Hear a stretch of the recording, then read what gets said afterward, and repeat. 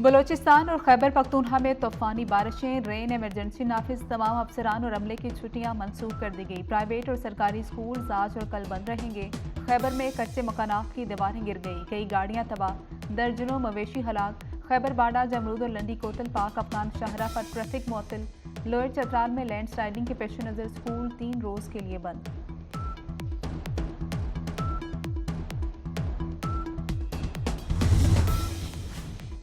Peshawar high court کے قائم مقام چیف جسٹس اشتیاق ابراہیم نے عہدے کا حلف اٹھا لیا۔ سینئر جج جسٹس اعجاز انور نے قائم مقام چیف جسٹس سے حلف لیا۔ ایران کے حملے پر اسرائیلی درخواست پر بلایا گیا سلامتی کونسل کا اجلاس ملتوی، مزید بحث بعد میں ہوگی۔ Secretary general U N Antonio Guterres نے کہا کہ مشرق وسطیٰ تباہی کے دھانے پر ہے۔ غزہ میں جنگ بندی، یرغمالیوں کی غیر مشروط رہائی اور امداد کی فراہمی سب کی مشترکہ ذمہ داری ہے۔ روس اور چین کو بھی تحمل سے کام لینے پر زور۔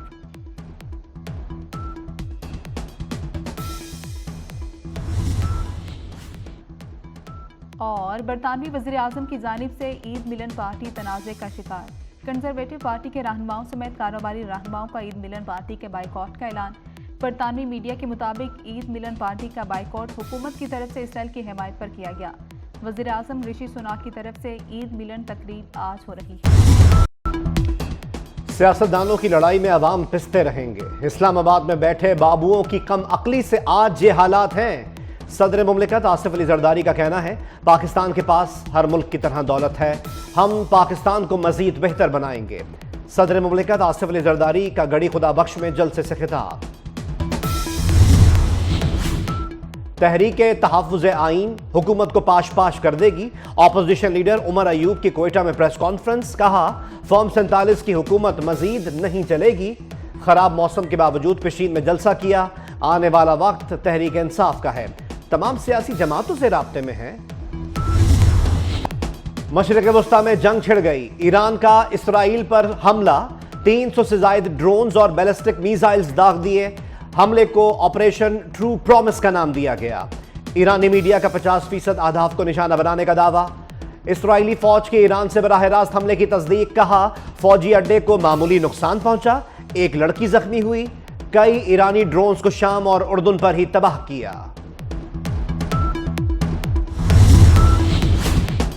اسرائیل کی ایران کو غزہ بنا دینے کی گیدڑ بھبکی، کہا ایران کے خلاف جوابی کارروائی ابھی ختم نہیں ہوئی، ہم نے کامیاب دفاع کیا، اب بھرپور جواب دیں گے، جو ہمیں نقصان پہنچائے گا ہم اسے نہیں چھوڑیں گے، صہیونی ریاست کی دھمکی۔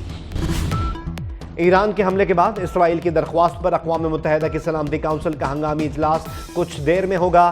اسرائیل نے سلامتی کونسل کو لکھے گئے خط میں کہا ایران کا حملہ عالمی امن کے لیے خطرہ ہے۔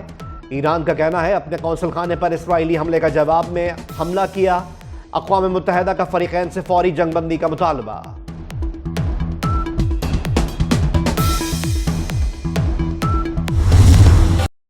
اسرائیل پر حملے کرنے پر ایران میں جشن، تہران میں ایرانی پرچم لے کر شہری سڑکوں پر نکل آئے۔ اسرائیل کے خلاف اور فلسطینی عوام کے حق میں نعرے۔ لبنانی دارالحکومت بیروت، مسجد اقصی کے باہر اور فلسطین کی سڑکوں پر بھی جشن، شہریوں کی نعرے بازی۔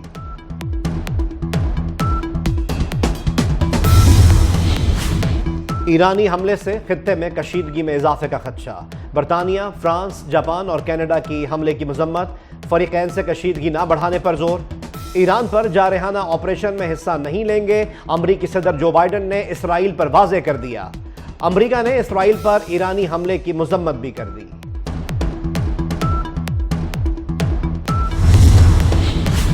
موجودہ صورتحال کی وجہ غزہ تنازع ہے، چین کا اسرائیل پر ایرانی حملے سے پیدا کشیدگی پر شدید تشویش کا اظہار۔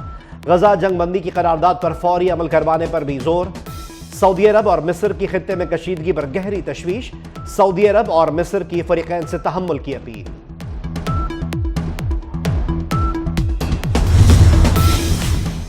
پاکستان کا مشرق وسطیٰ کی صورتحال پر گہری تشویش کا اظہار۔ پاکستان صورتحال کا جائزہ لے رہا ہے، ترجمان وزارت خارجہ کا رد عمل، کہا فریقین تحمل سے کام لیں، غزہ میں سیز فائر کیا جائے، پاکستان کا امن قائم کرنے کی ضرورت پر زور۔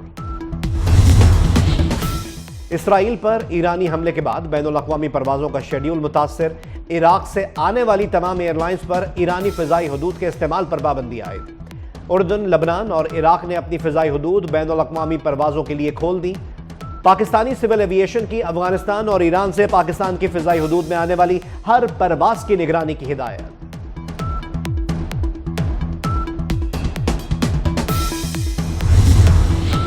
ایران میں فوجیوں کی تعداد 5,45,000 اور 6.5 لاکھ ریزرو فوجی ہیں۔ اسرائیل میں فوجیوں کی تعداد 1,87,000 جبکہ 5,65,000 ریزرو فوجی ہیں۔ اسرائیل کے پاس جدید دفاعی نظام آئرن ڈوم ہے۔ جنگ کے بعد دونوں ممالک کا فوجی تقابل زیر بحث بن گیا۔ ایران میں فوجیوں کی تعداد 5,45,000 اور 6.5 لاکھ ریزرو فوجی ہیں۔ اسرائیل میں فوجیوں کی تعداد 1,87,000 جبکہ 5,65,000 ریزرو فوجی ہیں۔ اسرائیل کے پاس جدید دفاعی نظام آئرن ڈوم ہے۔ جنگ کے بعد دونوں ممالک کا فوجی تقابل زیر بحث بن گیا۔ اسرائیل پر حملے کرنے پر ایران میں جشن، تہران میں ایرانی پرچم لے کر شہری سڑکوں پر نکل آئے۔ اسرائیل کے خلاف اور فلسطینی عوام کے حق میں نعرے۔ لبنانی دارالحکومت بیروت، مسجد اقصیٰ کے باہر اور فلسطین کی سڑکوں پر بھی جشن، شہریوں کی نعرے بازی۔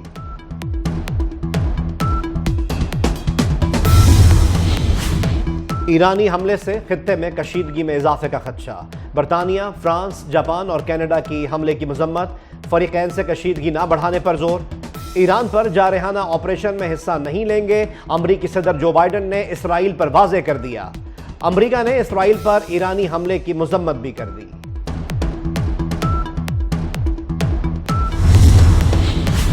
موجودہ صورتحال کی وجہ غزہ تنازع ہے۔ چین کا اسرائیل پر ایرانی حملے سے پیدا کشیدگی پر شدید تشویش کا اظہار۔ غزہ جنگ بندی کی قرارداد پر فوری عمل کروانے پر بھی زور۔ سعودی عرب اور مصر کی خطے میں کشیدگی پر گہری تشویش، سعودی عرب اور مصر کی فریقین سے تحمل کی اپیل۔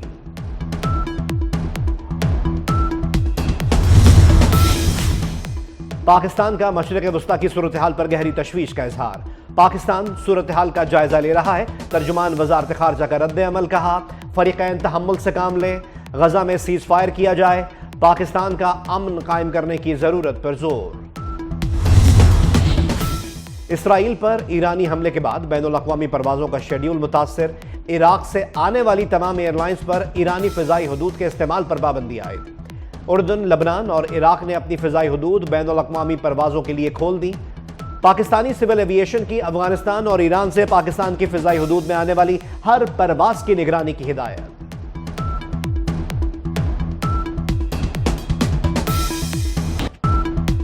ایران کے اسرائیل پر حملے کے بعد بھی غزہ پر صہیونی فوج کی جارحیت جاری۔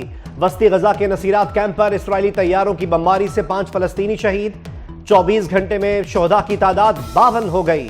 عرب میڈیا کے مطابق مغربی کنارے میں اسرائیلی آبادکاروں نے فلسطینی بستیوں پر حملہ کیا۔ غزہ میں شہادتوں کی تعداد 33,686 ہو گئی، 76,000 سے زائد زخمی۔ پاکستان مخالف یوٹیوبر عادل راجہ برطانوی عدالت میں مقدمہ ہار گیا، 10,000 پاؤنڈز جرمانہ عائد۔ عدالت نے عادل راجہ کے تمام الزامات بے بنیاد اور غلط قرار دے دیے۔ کہا عادل راجہ نے بریگیڈیئر ریٹائرڈ راشد نصیر کی سوشل میڈیا پر ہتک کی۔ لاہور کے علاقے اسلام پورہ میں نامعلوم موٹر سائیکل سواروں کی فائرنگ، بھارتی دہشت گرد سربجیت سنگھ پر حملے میں ملوث عامر تانبا زخمی، پولیس نے شوٹرز کی تلاش شروع کر دی۔ آٹے کی قیمت میں کمی پر پنجاب میں روٹی سستی، قیمت 4 روپے کم کر کے 16 روپے مقرر کر دی گئی۔ 120 گرام کا نان 20 روپے میں ملے گا۔ وزیر اعلیٰ پنجاب مریم نواز کا نئی قیمت پر فروخت یقینی بنانے کا حکم، شہریوں کا قیمتوں میں کمی کا خیر مقدم۔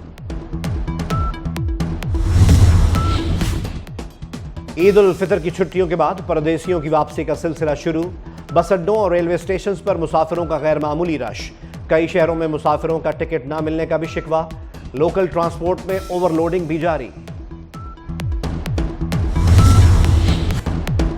اسلام آباد میں رم جھم سے موسم خوشگوار، لاہور اور کراچی میں بھی کئی مقامات پر بارش، گلگت بلتستان کے مختلف علاقوں میں برف باری، خیبر پختونخوا، بلوچستان، پنجاب، کشمیر، گلگت بلتستان اور بالائی سندھ میں آندھی، تیز ہواؤں اور گرج چمک کے ساتھ مزید بارش کا بھی امکان، لینڈ سلائیڈنگ کا بھی خدشہ، 18 اور 19 اپریل کو شہر قائد میں بارش کا امکان ہے۔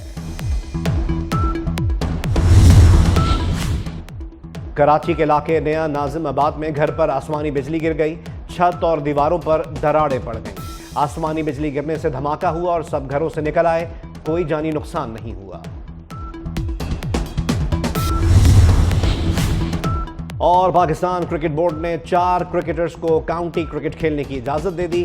شان مسعود، حسن علی، میر حمزہ اور محمد عباس کو این او سی جاری۔ ذرائع پی سی بی کے مطابق چاروں کھلاڑیوں نے بورڈ سے این او سی کے لیے رابطہ کیا تھا۔